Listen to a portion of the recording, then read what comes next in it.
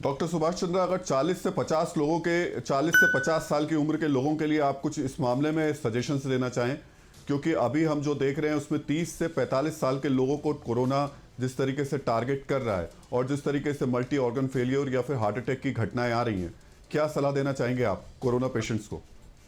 राहुल जी, इसमें मैं ये कहूँगा कि अगर आप पिछले एक साल का दरमियान देखें कोरोना का, तो हर वायरस के लक्षण के मुताबिक वायरस एक म्यूटेट करता है, यानी अपनी स्ट्रक्चर को चेंज करता है, जिससे कि वो परपेचुएट कर सके, बॉडी के अंदर चल सके। और ये देखा गया कि हमारे देश में एक वैक्सीन इजाद हुआ और वैक्सीन दिया गया लोगों को, तो उसमें ग्रेडेशन किया, 60 से अधिक उम्र के लोगों को वैक्सीनेशन शुरू किया गया और काफी हद तक हम कर पाए वैक्सीनेशन। ये जो यंग पॉपुलेशन थी उनको वैक्सीन नहीं लग पाया, और कोरोना का जो म्यूटेटेड स्ट्रेन था 1, 2, 3 म्यूटेशंस के बाद जो इन्फेक्शन शुरू हुए, वो पुराने साल के इन्फेक्शन से कहीं ज्यादा घातक थे और उन्होंने यंग पॉपुलेशन को इन्फेक्ट किया। और बहुत दुख के साथ कहना पड़ता है, जब 30-35 साल के युवक कोरोना से ग्रसित होकर जिनकी मौतें हुई हैं, हमारे एक बहुत इंपॉर्टेंट पत्रकार अभी कल जिनकी डेथ हुई सरदाना, वो मुश्किल से 40 वर्ष के थे और उनकी डेथ हुई। तो ये यंग पॉपुलेशन को आजकल इन्फेक्ट कर रहा है, इसलिए वैक्सीनेशन करना बहुत आवश्यक है। आप ये जानिए कि वैक्सीनेशन करके आप सिर्फ एक आदमी की जान बचा पा रहे हैं, और कोरोना की मुहिम जो है वो एक वायरस 5-5 लोगों को इन्फेक्ट करता है, यदि आप सोशल नॉर्म्स को फॉलो नहीं करते हैं, आप मास्क नहीं पहनते, डिस्टेंसिंग नहीं करते, तो एक वायरस 5-5 लोगों की। तो ये लड़ाई चल रही है वैक्सीन और कोरोना वायरस के बीच। इसके मुताबिक बिल्कुल निश्चित तौर पर ये ध्यान रखना सबसे ज्यादा जरूरी है। लेकिन डॉक्टर विवेक गुप्ता, लेकिन सवाल यहाँ एक ये भी है कि इस वक्त वैक्सीन की दिक्कत भी है।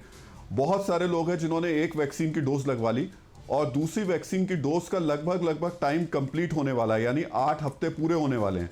अब ऐसे लोग क्या करें? अगर उनको वैक्सीन नहीं मिल पाती तो क्या पहली वैक्सीन बेकार मानी जाएगी, उन्हें दोबारा से 2 वैक्सीन लगवानी पड़ेंगी? ये आपका बड़ा वैलिड क्वेश्चन है। मैं अभी देखिए, कल बात हो रही थी स्पुतनिक वी भी वैक्सीन आने वाली है। कितनी आने वाली है, कब आएगी? अमेरिका से अपने आदरणीय प्रधानमंत्री जी ने बात करी, उन्होंने कहा वैक्सीन तो नहीं भेजेंगे, हम रॉ मटेरियल भेज देंगे।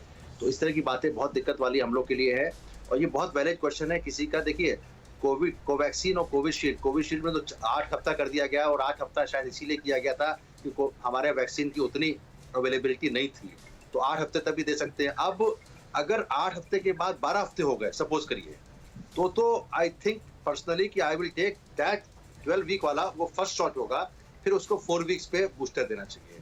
कोई स्टडी नहीं है। अब ऐसा बहुत ही रेयर चीज होती है कि आपकी वैक्सीन की अवेलेबिलिटी कम हो जाए, या इतनी ज्यादा महामारी हो जाए, इतनी ज्यादा रिक्वायरमेंट हो जाए कि आपको नहीं दे पाए। तो this is only hypothesis. My personal view will be if you have crossed 12 weeks post first vaccine, then of course that should be treated as a first dose, and then go ahead for the booster in the after 4 weeks only rather than waiting for the 8 weeks. ये बहुत बड़ी बात है। Sputnik V जो vaccine है, इस बारे में आपको बता देता हूँ पब्लिक को।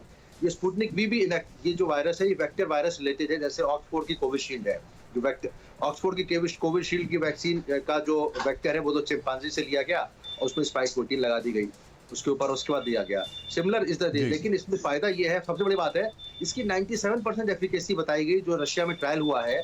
दिस इज जायमाला रिसर्च इंस्टीट्यूट ने जो बनाई है स्पुतनिक वी, इनकी efficacy is much more than what Covishield, Oxford AstraZeneca वाली और कोवैक्सीन। तो अगर ये लगेगी, हमको लगता है कि इसको सबसे ज्यादा मंगा ली जाए।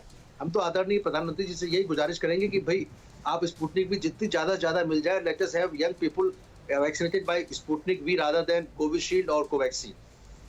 न्यूज़ टॉप 9 रोज सुबह 7 बजे और शाम 7 बजे सिर्फ TV9 भारतवर्ष पर।